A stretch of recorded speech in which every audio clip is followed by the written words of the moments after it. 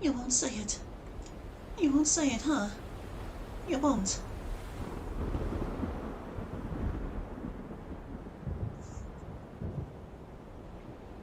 Why? Why won't you say it? Why won't you say it? Why?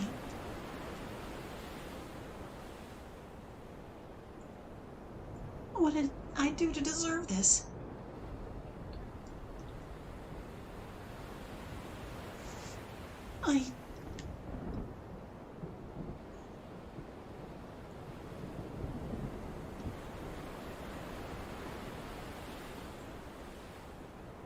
I don't understand.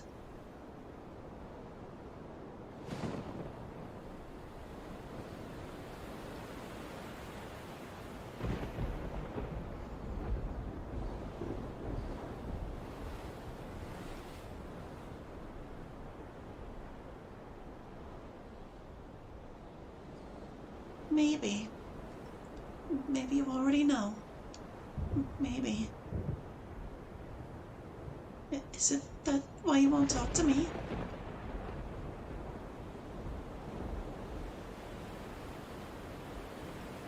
It's because you already know. And you've already known. This whole time.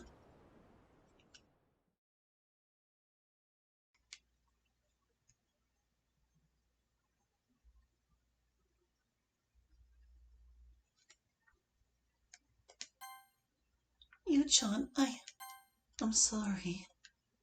Rin, I had to know.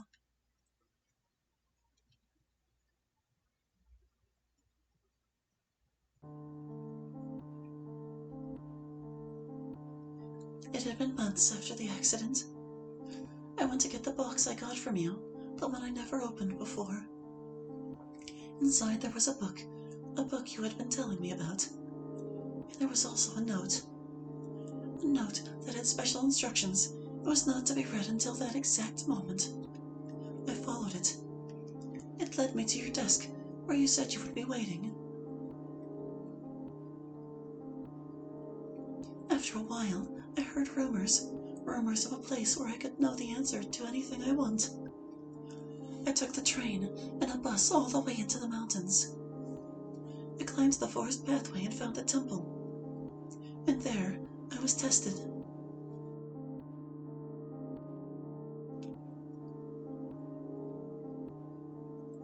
You have faced many challenges and answered many questions.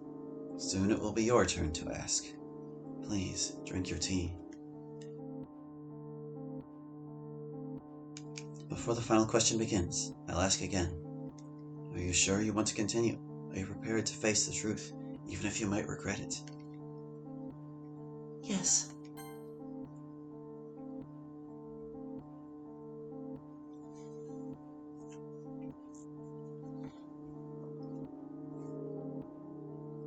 Are you dreaming right now? No.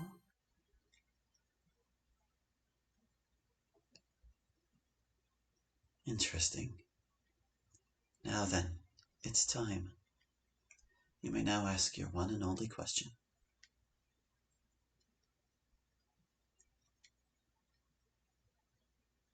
Why can I hear the voice of my dead friend?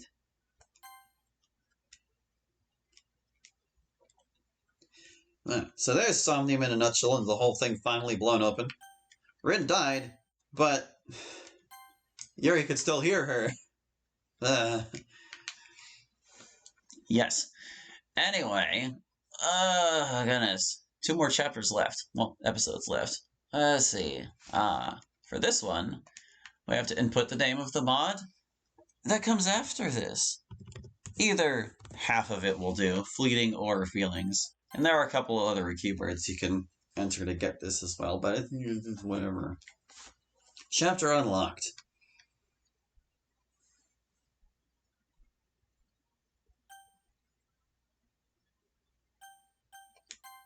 Episode 11. Hope.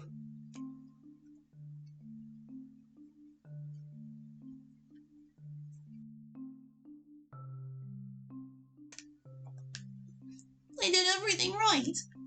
I worked hard. I played according to the rules.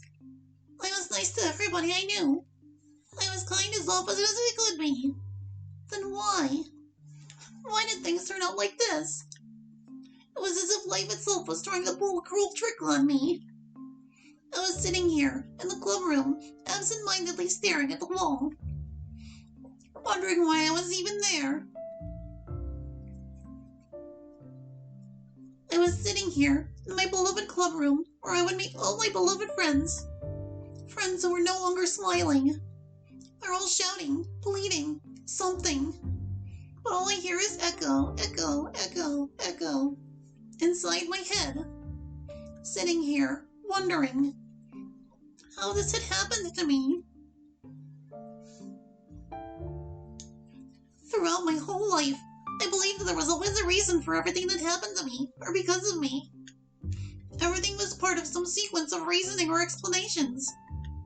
I always think that the things that happened to me was because of some bigger picture of me, and that things that happened because of me was because of my abilities and efforts, or lack thereof. However, in this club room, I continue to think. I'm searching and searching. I'm searching for a reason for the events that had occurred very recently to me. Or rather, to my friends.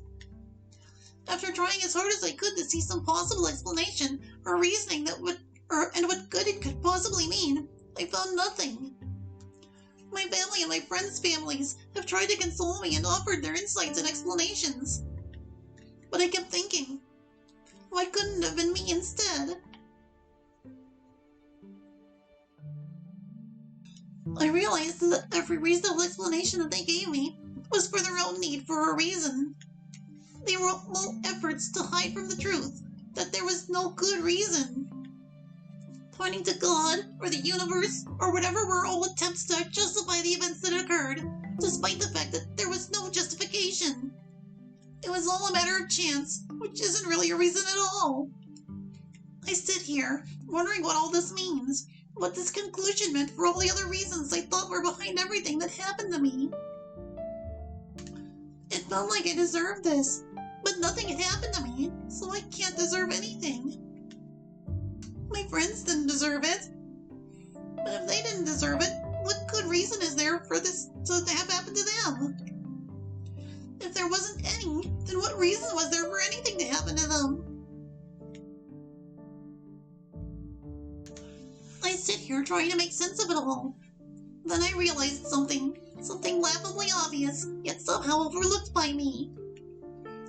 It was that every time I thought or said everything happens for a reason, every time I heard it and believed it, every time I seemingly found a reason for something to happen to me, I never meant that it happened for a bad reason.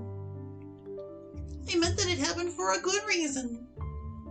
A just reason.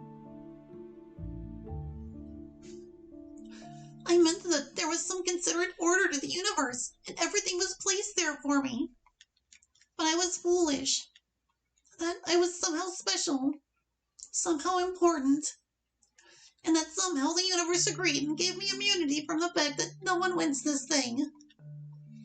Of course, I've always known that fortune and tragedy pass no judgments on who they touch. There's a history of good people being misfortunate and bad people being fortunate. There's definite proof. And yet, I lived and thought as if I was somehow not under those rules. But now I feel like my current situation was because life simply wanted to spite me. As if to say, look, you were right. Are you happy now? Even with everything I've said and thought, I still believe everything in my life had a reason. Not because it had one, but because I gave it one. Because as I was still living and breathing, I could give what happened to me, or because of me, a reason for happening. And in this sense, I was not entirely wrong when I said everything happens for a reason. But I wasn't entirely right either. I was right in creating reasons and feeling them, but I was wrong in thinking they were real. That they were anything beyond what I created for myself to help me through it all.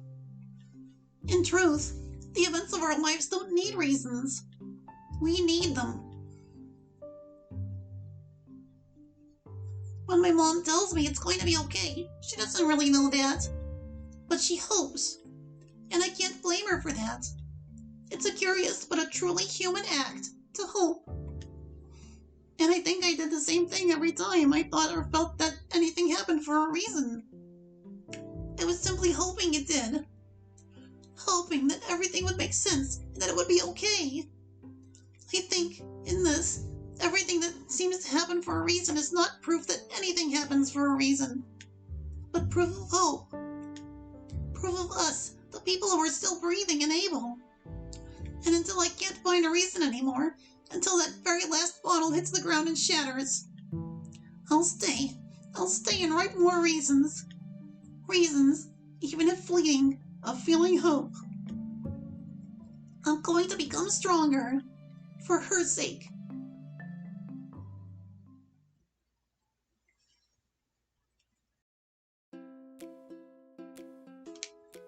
Sorry, I did it.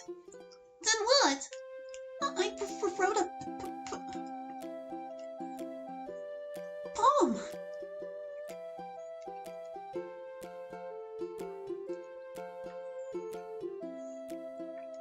Shortly after the incident, the student who had collapsed made an astounding physical recovery.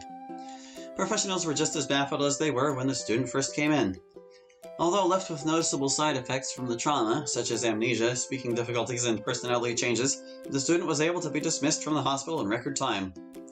She is now attending school again, with rehabilitation therapy to ease her back into her old lifestyle. Maybe one day she will regain her memories back.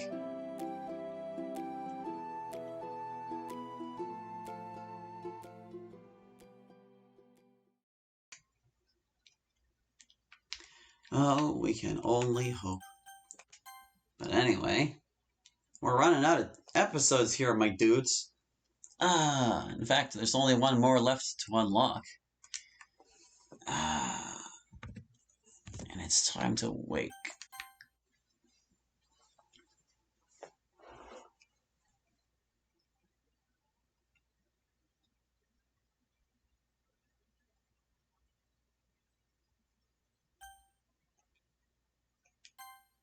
Episode 12 begins.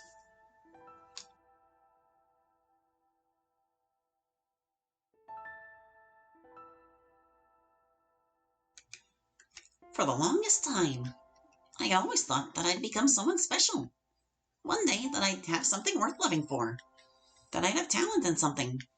That I'd have interest in someone. But it seems like that isn't happening.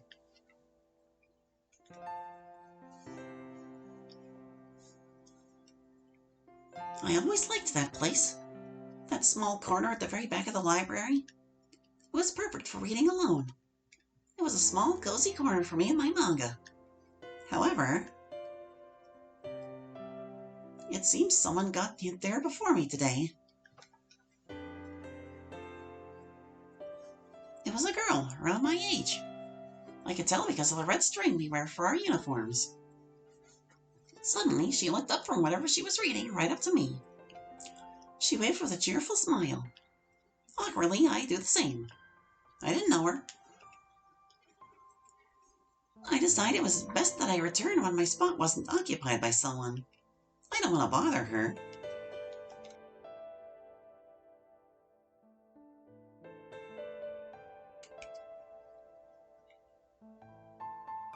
The next day... Damn, she's still here. Again, as if she could seemingly hear my thoughts, the girl looked up from her book. She motioned me to come closer. Confused, I hesitate. She points directly at me and smiles as if to confirm my fears. Not wanting to seem impolite, I do as she asks. I seem to have caught her eye, she tells me. She tells me that she knew that she was sitting in my spot.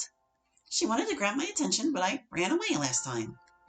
Well, it's not very flattering when she puts it that way, but I won't argue. She tells me that she finds me interesting. In a weird way, I ask. Maybe, she responds with a giggle. Of course, I knew she was only joking. But seriously, I know you're not much of a people person, she says. That's why you always come here, don't you? I reply with a nod. Well, that's all I wanted to know, she says. I won't bother you anymore. But would you mind if I read next to you? She asks. I nod. Fully expecting her to keep talking to me, I reluctantly agreed. But, surprisingly, she read in silence beside me. Relieved, I do the same. We sat like this, reading, for a couple of hours without a single word.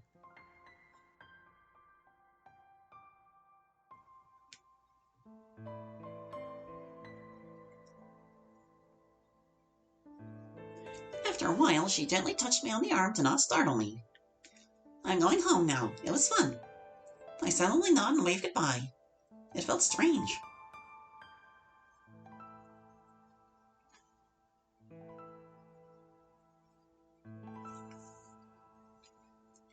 In the next few days, I did not see the girl at all.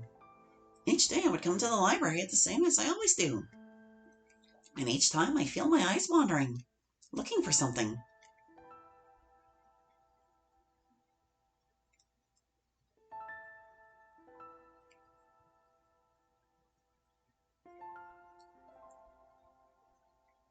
One day, while reading my manga, I felt someone sit next to me. The hero transcends logic, the voice said. The hero always comes in the nick of time. The hero does what we all thought impossible and drives the darkness away. The hero is uncomplicated. The hero is simply himself, she finished. I love that manga. I memorized the entire monologue. She giggles. I smile. I guess there's someone other than me that likes this manga after all. She suggests we introduce ourselves. I'm Natsuki. What a cute name, she exclaims. So, Natsuki. Do you want to join the literature club?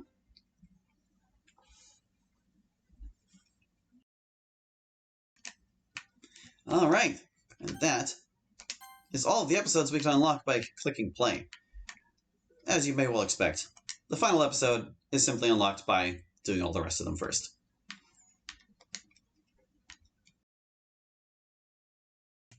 Please enter your name. We're just gonna enter the right one because I happen to know it. I watch myself reflected in the mirror. I know it's me, but somehow I get the feeling like I'm watching someone else. I must be out of my mind. I turn around and slowly start walking towards the bathroom exit. On the other side of the door, a familiar-looking girl spots me and approaches. Well, familiar until she started talking.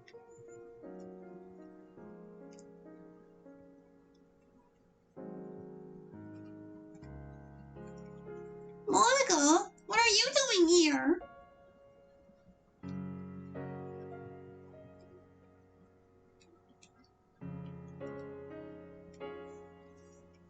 Hypnopompic, relating to the state immediately preceding waking up. And that is it for Hypnopompic. Let those credits scroll on by. And all of these little vignette episodes help to give context and build upon the previous 4 mods so that when you play through Fleeting Feelings, you can put all the pieces together and get a nice, complete, or mostly complete picture. Hey, there's me.